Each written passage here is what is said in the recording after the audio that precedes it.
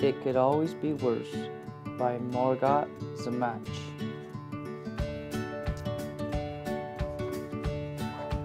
Once upon a time, in a small village, a poor, unfortunate man lived with his mother, his wife, and his 6 children in a little one-room hut.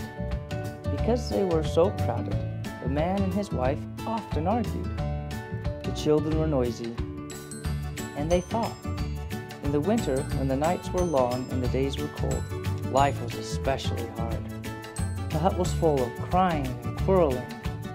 One day, when the poor unfortunate man couldn't stand it anymore, he ran to the rabbi for advice.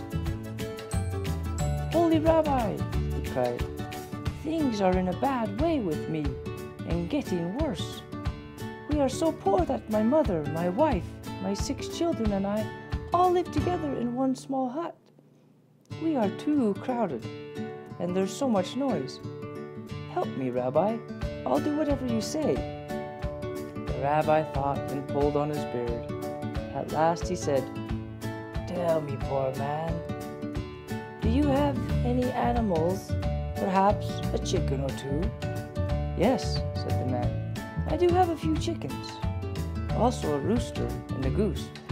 "Ah, fine," said the rabbi. "Now go home and take the chickens, the rooster and the goose into your hut to live with you." "Yes, indeed, Rabbi," said the man, though he was a bit surprised. The poor unfortunate man hurried home and took the chickens, the rooster, and the goose out of the shed and into his little hut. When some days or a week had gone by, life in the hut was worse than before. Now, with the quarreling and the crying, there was honking and crowing and clucking. There were feathers in the soup. The hut stayed just as small, and the children grew bigger. When the poor unfortunate man couldn't stand it any longer, he ran to the rabbi for help. "Holy Rabbi," he cried, "see what a misfortune has befallen me. Now, with the crying and the quarreling, with the honking, clucking, and crowing, there are feathers in the soup. Rabbi, it couldn't be worse. Please help me." The rabbi listened and thought.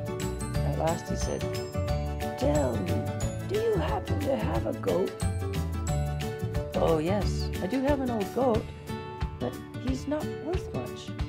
"Excellent," said the rabbi. "Now go home and take the old goat into your hut to live with you." "Ah, no! Do you really mean it, Rabbi?" cried the man.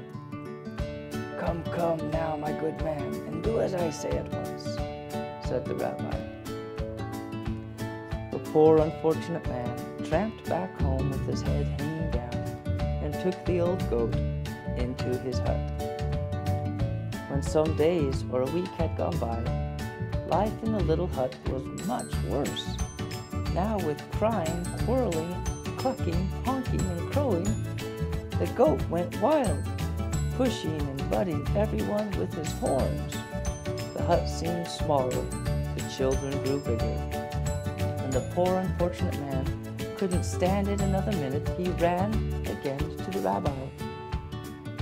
"Holy Rabbi, help me!" he screamed. "Now the goat is running wild. My life is a nightmare." The rabbi listened and thought. At last he said, "Tell me, my poor man, is it possible that you have a cow? Young or old, doesn't matter." "Yes, Rabbi, it is true. I have a cow," said the poor man fearfully. "Go home then," said the rabbi. "Take the cow into your hut." "Oh no, surely not, Rabbi," cried the man. "Do it at once," said the rabbi. The poor unfortunate man trudged home with a heavy heart and took the cow into his hut. "Is the rabbi crazy?" he thought.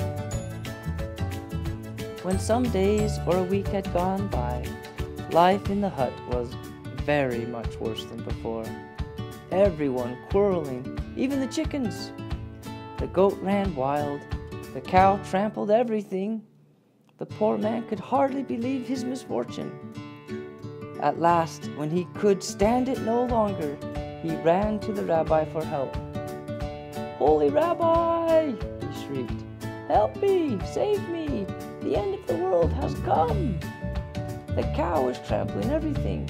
There is no room even to breathe. It's worse than a nightmare." The rabbi listened and thought. At last he said, "Go home now, my poor unfortunate man, and let the animals out of your hut."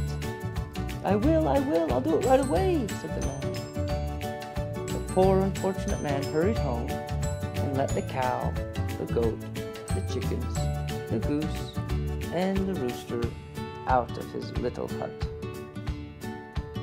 That night, the poor man and his family slept peacefully. There was no crowing, no clucking, no honking. There was plenty of room to breathe. The very next day, the poor man ran back to the rabbi. "Holy Rabbi," he cried, "you have made life sweet for me. With just my family in the hut, it is so quiet, so roomy, so peaceful. What a pleasure."